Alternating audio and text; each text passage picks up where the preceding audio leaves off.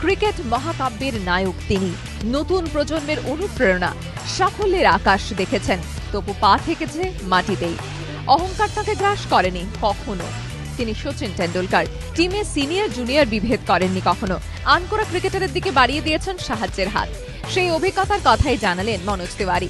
2007-এ বাংলাদেশে খেলার সময় চোট পান মনোজ।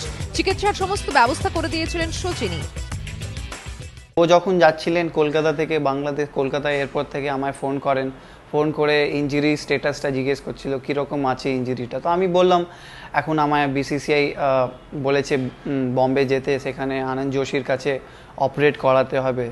তো উনি বললেন বম্বে এখন যেতে হবে না, শোল্ডার স্পেশালিস্টের কাছে যেতে হবে, ওইখানে যাস। আর সেটা হচ্ছে ইংল্যান্ডে। সব কিছু অর্গানাইজ করে দিয়েছে, ডক্টরের অ্যাপয়েন্টমেন্ট থেকে বিসিসিআই প্রেসিডেন্টকে বলার পর আধ ঘন্টার মধ্যেই করে দিয়েছে। কিংবদন্তি ক্রিকেটার, তার খেলা যেন ক্রিকেটের একটা অভিধান। তার শটস থেকে শিখেছেন অনেক কিছু, বললেন মনোজ।